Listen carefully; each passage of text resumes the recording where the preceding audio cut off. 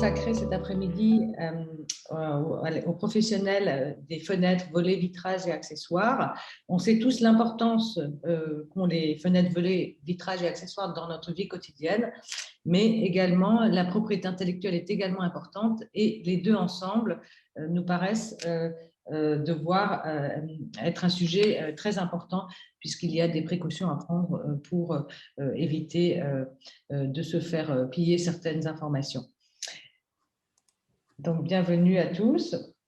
Un petit mot introductif sur le cabinet Dreyfus pour commencer. Donc, nous sommes un cabinet de conseil en propriété industrielle. On est spécialisé dans tout ce qui est marque, dessin et modèle, droit d'auteur. On est une profession réglementée et on a aussi un département qui est dédié à l'économie numérique et aux nouvelles technologies. Notre ADN, c'est vous protéger dans le monde réel autant que dans le monde virtuel. Donc, au cabinet, on a des compétences transverses, aussi bien juridiques, des conseils, des avocats, mais aussi techniques, des ingénieurs. On essaye d'avoir une vision à 360 degrés de la propriété intellectuelle avec une expertise pointue et personnalisée. On est en fait une équipe vraiment business partner pour nos clients, disponible et réactif.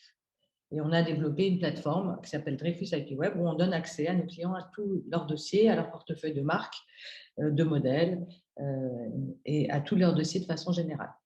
On a une démarche qui est transparence et on est flexible et adaptable. Enfin, c'est ce que nos clients disent. Donc, notre expertise, c'est la propriété intellectuelle au sens large, donc les marques, les droits d'auteur, les dessins et modèles, les obtentions végétales, les brevets, les nouvelles technologies. On a un gros département sur tout ce qui est nom de domaine, réseaux sociaux, apps. On s'occupe de contrats en matière de propriété intellectuelle, de contentieux, de précontentieux, également de conformité, compliance. En fait, tout ce qui a trait à la propriété intellectuelle et qui peut avoir relevé de branches de droit connexes. Donc, cet après-midi, nous avons donc une équipe choc pour vous parler de toutes ces problématiques de propriété intellectuelle liées à votre secteur d'activité. Lisa Urbain, Clémence Gilbert et Lida Pourmomen. Sans plus attendre, je vais leur laisser la parole. Merci Nathalie. Alors, donc du coup, le programme d'aujourd'hui va s'articuler autour de 3 axes. Donc, on va voir dans un premier temps la stratégie en ligne et la présence de l'entreprise sur Internet. Ensuite, on va voir comment établir une stratégie de protection de marque, à la fois dans le monde réel et dans le monde digital. Et on va finir par faire un rappel sur les points d'attention. Donc, on va tout de suite commencer par la première partie, la stratégie en ligne et la présence de l'entreprise sur Internet.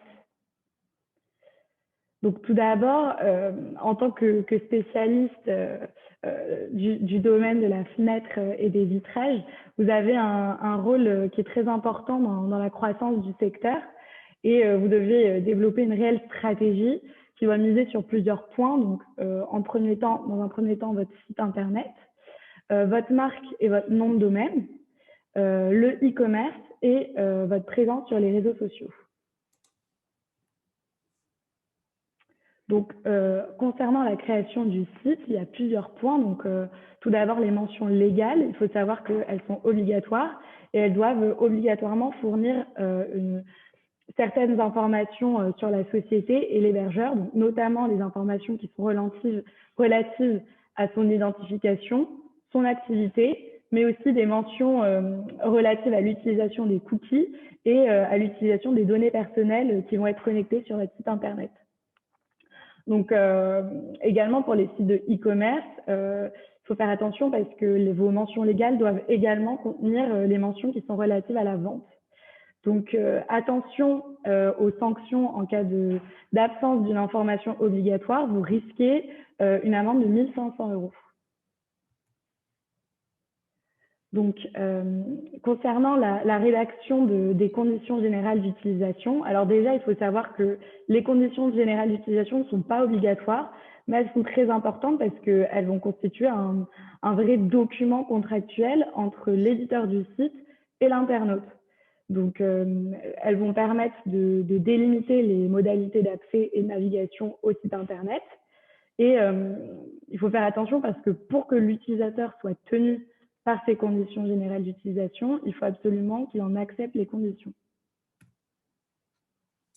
Alors, toujours s'agissant de la création de votre site, donc quelques généralités en matière de données personnelles également. Il y a des précautions à prendre en matière de données personnelles puisque des régulations très strictes ont été édictées, donc le règlement général sur la protection des données. Et cela va impacter deux aspects en particulier de votre création de site. Tout d'abord, ce qui va concerner les cookies et également vos campagnes mail. Alors, s'agissant tout d'abord des cookies, on rappelle qu'un cookie, c'est une suite d'informations, généralement de petite taille et identifiée par un nom, qui va être transmis à votre navigateur par un site web sur lequel l'utilisateur se connecte. Il y a eu quelques changements récents en matière de cookies, puisqu'en septembre dernier, il y a eu de nouvelles lignes directrices modificatives et une recommandation émise par la CNIL. Alors, ces règles confirment d'abord qu'il faut toujours informer l'utilisateur sur la finalité des cookies et bien demander le consentement avant de les récolter. Mais il y a eu par ailleurs une évolution de ces règles pour permettre aux internautes d'exercer un meilleur contrôle sur ces traceurs en ligne. Donc, tout d'abord, la CNIL recommande sur l'interface de recueil du consentement de présenter un bouton Tout refuser et par ailleurs de conserver les données relatives à ce refus pendant un certain temps.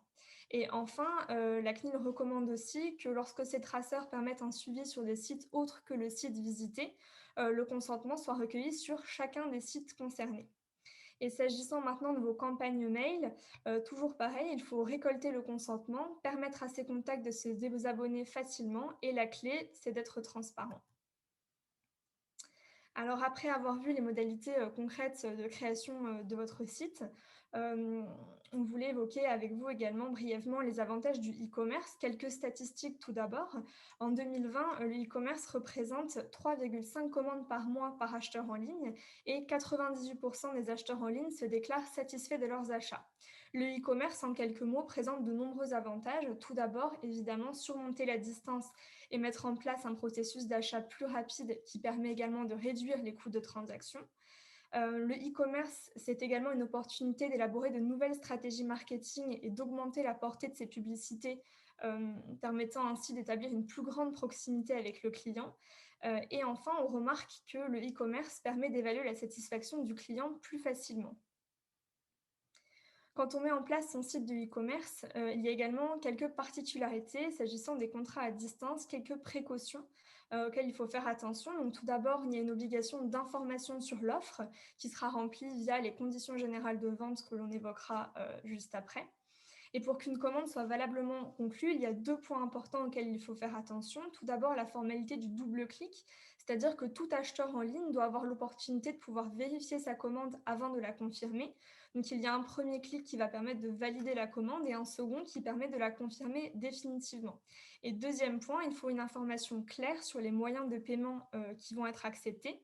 Et en l'absence de la formalité du double clic ou de cette information sur le moyen de paiement, alors la vente sera considérée comme non valide. Et enfin, dernier point, il faut bien penser à toujours accuser réception par voie électronique de la commande, et ce, sans délai injustifié. Donc, s'agissant maintenant des conditions générales de vente, ces conditions contiennent en fait des informations obligatoires que le vendeur doit fournir à l'acheteur et dont la loi exige qu'elles soient clairement présentées. Donc, par exemple, toutes les informations concernant le prix, mais également les conditions de livraison. L'acheteur et le vendeur qui ne remplirait pas cette obligation s'expose à une amende administrative d'un montant de 15 000 € maximum pour une personne physique et jusqu'à 75 000 € pour une personne morale. Autre aspect sur votre stratégie online, il faut bien penser à choisir ses réseaux sociaux. Les réseaux sociaux peuvent constituer un atout majeur dans votre stratégie, mais encore faut-il bien les utiliser. Cela implique d'abord de définir ses objectifs, d'identifier ses cibles et de bien déterminer le type de contenu que l'on va produire. Si on ne produit pas de contenu visuel, par exemple, un réseau tel qu'Instagram va n'avoir qu'un intérêt limité. Mais à l'inverse, si vous avez un magasin, alors Instagram ou Pinterest vont pouvoir constituer de très bonnes vitrines. Donc, il est très important de bien comprendre les codes propres à chaque réseau social et de se former sur leur utilisation. On va voir à présent comment on peut se protéger en matière de propriété intellectuelle. Donc, il y a des choses assez classiques comme le droit d'auteur, le droit des marques. Et il y a aussi également les brevets et le dessin et modèle qu'on va un peu développer par la suite. Donc, il y a des précautions à prendre. Il est vraiment très important de protéger vos droits de propriété intellectuelle, quels qu'ils soient, de prendre certaines précautions, comme de veiller à intégrer des clauses de confidentialité dans tous vos contrats, également prévoir des accords de non-divulgation, et enfin être vigilant sur les modalités de cession de vos droits entre le créateur et l'entreprise. On peut citer l'affaire Petit Bateau, qui est un arrêt de la Cour d'appel de Paris, qui a estimé que la publication par un salarié de photographies dévoilant une nouvelle collection de marques de vêtements, même sur un compte Facebook privé, constituait une faute grave justifiant le licenciement. La Cour a en effet retenu que la salariée à l'origine de la publication avait commis une faute grave, car son contrat de travail prévoyait expressément l'obligation de non-divulgation des informations confidentielles. Il est donc important de veiller à ce que les contrats de travail des salariés visent l'obligation formelle de non-divulgation des informations confidentielles afin de pouvoir agir si jamais elles viennent d'être communiquées et publiées. Il est aussi primordial de s'assurer de la titularité des droits sur les innovations et créations.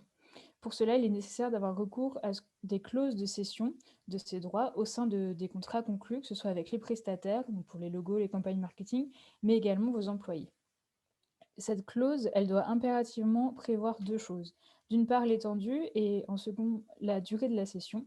Concernant l'étendue de la cession, il est vraiment très très important de lister de façon exhaustive les droits qui sont cédés, comme le droit de déposer une marque ou les droits numériques, parce qu'il peut y avoir un risque, si on ne le liste pas, que ce droit ne soit pas cédé à votre profit, vu qu'il n'est pas listé dans le contrat expressément. S'agissant maintenant de la protection par le droit d'auteur, il y a deux conditions. D'une part, la forme et d'autre part, l'originalité. La forme doit être identifiable avec une précision suffisante pour permettre sa communication. L'originalité, quant à elle, correspond à l'empreinte de la personnalité de l'auteur. Donc une œuvre qui va obéir uniquement à des caractéristiques purement techniques ne sera pas empreinte d'originalité. C'est une protection sans formalité, sauf aux États-Unis, donc il faut faire attention car c'est un droit qui va dépendre et qui va avoir des conditions différentes d'un pays à l'autre. En France, c'est un droit quand même très protecteur, avec une durée de 70 ans après le décès du créateur. Donc l'originalité, c'est l'une des conditions. Il y a tout de même certaines difficultés à en apporter la preuve. Donc c'est un droit le droit d'auteur va s'appliquer automatiquement si l'œuvre est originale, mais le critère d'originalité va être soumis à l'appréciation souveraine des juges, qui est libre de reconnaître ou non cette originalité. Dans une décision de la Cour d'appel de Paris de 2019, il a été considéré que l'originalité d'une œuvre doit s'apprécier de manière globale, de sorte que la combinaison des éléments qui la caractérisent, du fait de leur agencement particulier, lui confère une physionomie propre qui démontre l'effort créatif et le parti pris esthétique portant l'empreinte de la personnalité de l'auteur. On peut également bénéficier d'une protection via le droit des brevets. Donc, afin d'obtenir un brevet, il y a plusieurs conditions qui doivent être remplies. Tout d'abord, le produit doit être nouveau, impliquer une activité inventive et enfin être susceptible d'application industrielle. Le dépôt de brevet va permettre de protéger une innovation technique, un produit ou un procédé qui apporte une nouvelle solution à un problème technique donné. Enfin, on peut aussi bénéficier d'une protection par ce qu'on appelle les droits de dessin et modèle. Là aussi, il y a des conditions qui vont être la nouveauté, le caractère propre ou individuel du dessin et modèle. On peut ici protéger par exemple tout ce qui est emballage, packaging de produits, donc la forme et la texture du produit, les contours ou des designs. Il peut y avoir une certaine stratégie de protection avec la possibilité de déposer des dessins et modèles au niveau national, au niveau de l'Union européenne ou enfin au niveau international. Enfin, on va parler du droit des marques. Donc là aussi, il y a certaines conditions qui doivent être remplies. Une marque doit être distinctive des produits et services pour lesquels elle est déposée. Elle doit également être licite et enfin disponible, c'est-à-dire non déjà déposée par un tiers. On attire votre attention sur la liste des produits et services. On va les choisir lors du dépôt et la précision est très importante car cela va déterminer l'étendue de la protection de votre marque. Si votre activité ne s'exerce pas uniquement en France, mais aussi à l'étranger, on va vous recommander d'étendre la protection de votre marque dans les pays de fabrication, de commercialisation et de projet. il y a 3 options possibles. Déposer des marques nationales, donc pays par pays, déposer une marque de l'Union européenne qui va viser tous les pays membres, et enfin déposer une marque internationale. Donc pour la stratégie marque, il y a certains points importants. On conseille de déposer dès la jeunesse du projet pour éviter tous les dépôts frauduleux, les divulgations, etc. On va déterminer un territoire limité, mais qui va être adapté à votre projet et à votre exploitation. On va penser global et digital avec la protection des noms de domaine au même moment que le dépôt de la marque. On va vous conseiller de surveiller vos marques, non seulement dans le monde réel, mais également sur Internet, donc dans le monde digital. Et on conseille également de se faire assister à un conseil, ce qui va permettre une optimisation des coûts. Alors pourquoi miser sur la marque, pardon. Elle confère un monopole qui n'est vraiment non négligeable. Ensuite, elle est renouvelable indéfiniment par période de 10 ans. Elle constitue un pilier dans une stratégie marketing et commerciale et va permettre de protéger vos investissements qui ont été réalisés pour le lancement de votre produit ou service. Et enfin, pour certains pays, notamment la Chine, c'est un prérequis pour pouvoir exploiter votre marque là-bas. Alors, quel type de marque peut-on protéger? Il y a la marque classique verbale, donc composée uniquement d'éléments verbaux.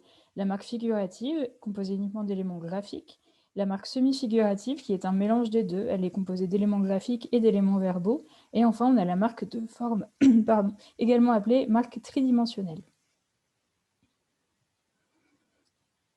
Donc, la réforme du paquet marque, récemment transposée en droit français, a été l'avènement de nouveaux types de marques qu'on va voir ici. On a tout d'abord la marque de mouvement, donc il y a tout le mouvement qui est décomposé en plusieurs images. On a ensuite la marque multimédia, qui est un mélange de son et d'images. On va peut-être la revoir.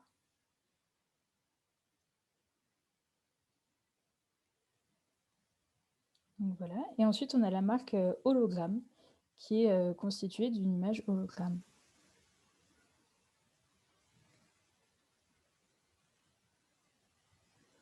La marque, elle va aussi être très très utile pour se protéger sur Internet des différentes atteintes. On connaît de plus en plus de cybersquatting, de typo-squatting et aussi des risques de phishing. Il y a aussi des faux sites Internet, des faux comptes sur les réseaux sociaux qui vont se faire passer pour votre société. Il y a pour certaines procédures, notamment en matière de nom de domaine, la marque va être très utile pour pouvoir y avoir accès. Notamment, on peut parler de la procédure UDRP auprès de l'OMPI.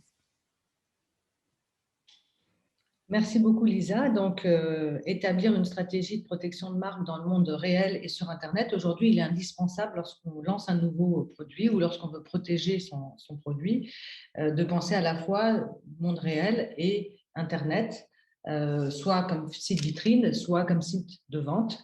Et ça a des répercussions sur la façon dont on envisage ses dépôts et l'usage de sa marque. Alors, se protéger sur Internet, déjà, lorsqu'on lance un nouveau produit, on conseille d'enregistrer le nom de domaine qui correspond le plus rapidement possible, puisque là, la règle, c'est première arrivée, premier servi, et en fait, c'est plutôt première arrivée, seul servi, puisqu'en fait, on ne peut pas avoir 2 noms de domaine identiques dans la même extension. Bon, naturellement, pour la France, si on a une activité en France, le .fr est recommandé. Ça peut être le .com si on a une activité internationale. Je dirais .fr, .com, ce sont les principaux. Et après, tout dépend de où on se place, sur quel marché. Si on exploite en Chine, il faut avoir une licence locale. Et donc, un site en .cn, .co.cn est intéressant. Donc, selon le projet, la présence géographique, on va affiner quel nom de domaine enregistrer, quel nom de domaine qui correspond à la marque on va enregistrer. Et c'est un actif de la société. Aujourd'hui, qu'est-ce qu'on constate? Il faut donc réserver les noms de domaine, mais il faut également se défendre et ne pas tolérer qu'un tiers enregistre, par exemple, un nom de domaine qui est proche de la marque qu'on utilise. Qu'est-ce qu'on constate aujourd'hui? On a une situation très complexe sur Internet, puisqu'on a des fraudes qui sont de plus en plus dangereuses, rapides, complexes à démanteler. On a à la fois l'application du RGPD, donc la protection des données personnelles, ce qui fait que l'identité des réservataires des noms de domaine n'est pas connue. Donc, ils peuvent agir en toute impunité sur le web. Et on a tout un corpus de lois et de règlements qui pèsent sur l'entreprise et qui lui demandent de limiter les risques et notamment les risques vis-à-vis des consommateurs. Donc, les atteintes, on a vu, je vous l'ai dit, elles sont complexes. Alors, on peut avoir des faux comptes sur les réseaux sociaux, on peut avoir des fausses offres d'emploi. Donc, ça nuit vraiment à l'image de la société à tout niveau. On peut avoir la présence de serveurs MX, c'est-à-dire que ce sont des noms de domaine qui ne sont pas utilisés, mais ils ont des serveurs MX qui sont des serveurs qui permettent d'envoyer des campagnes de emailing très larges. Et donc, ils constituent de véritables bombes à retardement pour la société. On peut avoir des faux sites, on peut avoir des fraudes au président, quelqu'un qui se fait passer pour une personne habilitée au sein de la société pour obtenir des informations et des données sensibles. On peut avoir des sites de phishing, usurpation d'identité. Donc, la situation est très, très, très dense, très complexe, et il faut mettre en place des process pour limiter ce risque d'atteinte.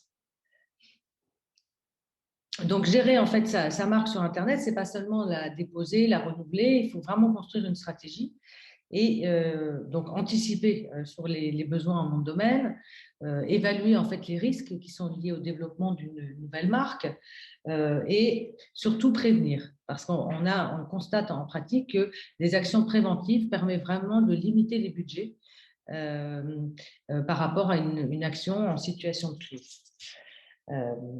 Et définir une politique d'enregistrement de nom de domaine aussi et une politique de gestion des réseaux sociaux. Donc, comment est-ce qu'on fait pour limiter les risques? Pour limiter les risques, il faut d'abord les connaître. Donc, pour les connaître, il faut les identifier.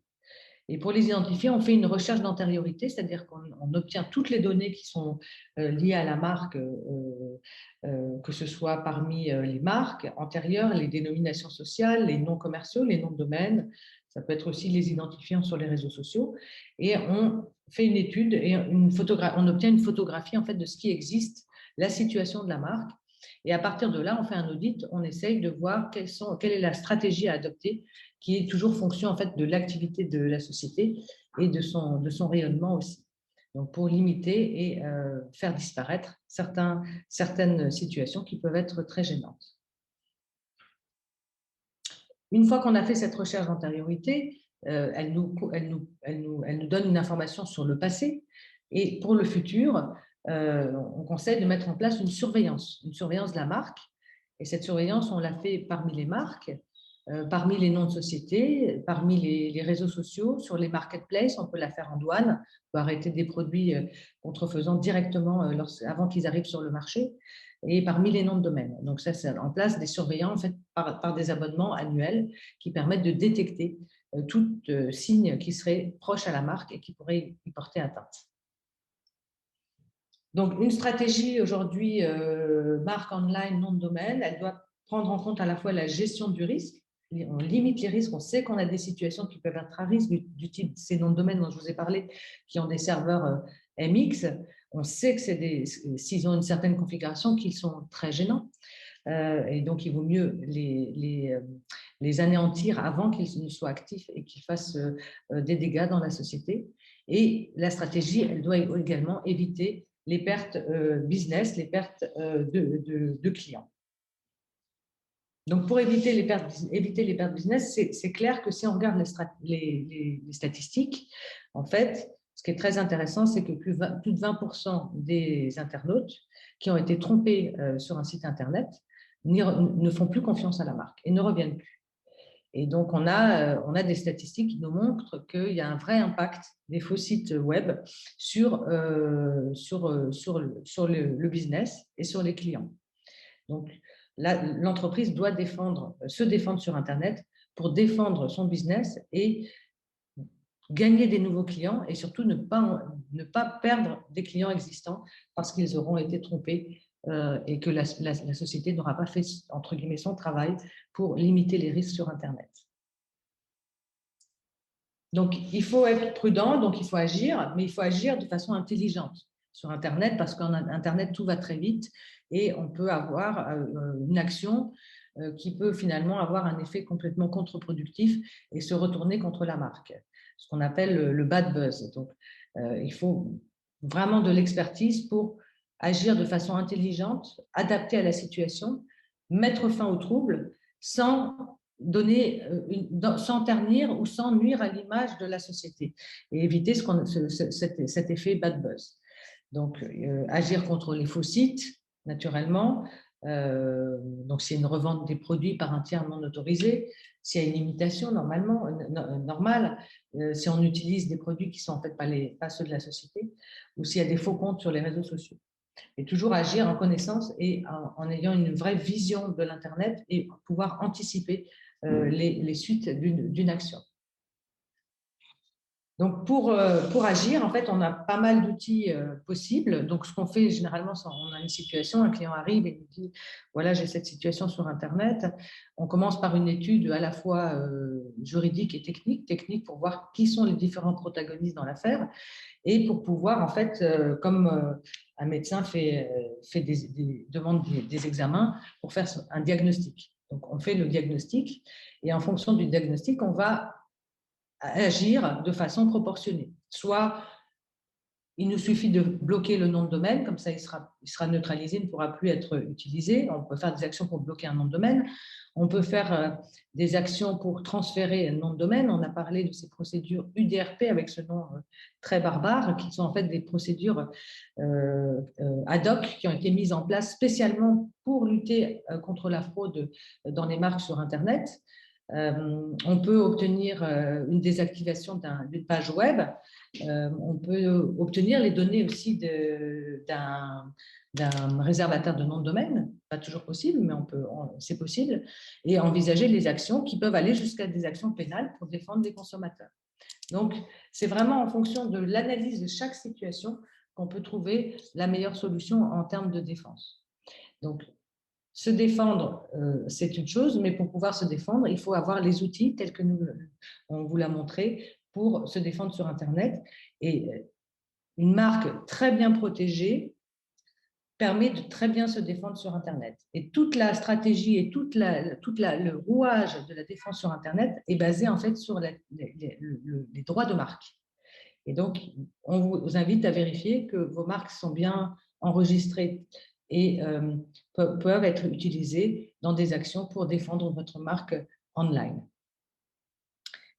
Voilà, alors sur les points d'attention, donc toujours veiller à ce que votre site Internet est à jour, donc les mentions légales, les conditions générales d'utilisation, les cookies, être en conformité avec les dispositions du RGPD. Évitez les indiscrétions. En fait, quand vous avez des nouvelles idées géniales, avant d'en parler, faites signer des clauses de confidentialité, des accords de confidentialité, des NDA et prévoyez des clauses de confidentialité dans vos contrats. Lorsque vous exploitez des droits, pensez à bien être titulaire de ces droits, à faire céder, à avoir des clauses de cession des droits, que ce soit avec des freelances, des agences marketing, des informaticiens qui vous développent vos contrats de travail. Assurez-vous d'avoir une protection complète de vos droits de propriété intellectuelle, donc en fonction de ce que vous allez commercialiser. Il peut y avoir une protection par droit d'auteur, par dessin et modèle. Il peut y avoir une innovation technique, un droit de brevet, les marques, les noms de domaine, et se protéger dans les territoires importants. Alors, ensuite aussi, définissez une stratégie de nom de domaine, donc aussi bien en tant que réservation que pour défendre la marque sur Internet. Et pour ce faire, donc, faites une recherche d'antériorité pour obtenir un audit sur la situation de la marque sur Internet et concomitamment mettre en place une surveillance pour ne pas avoir de trou. On fait la recherche, on a une photographie à un jour T, à une date, et on met en place une surveillance pour le futur, à la fois dans le monde réel et le monde digital. On arrive maintenant à la fin de ce webinaire et je crois qu'on a parfaitement respecté le timing. J'espère que cela vous aura été utile. On vous souhaite une très belle après-midi. Portez-vous bien. N'hésitez pas à nous contacter si vous avez des observations ou des questions, ou si vous avez des problématiques. On sera ravis de vous informer. Très bel après-midi à tous et à bientôt.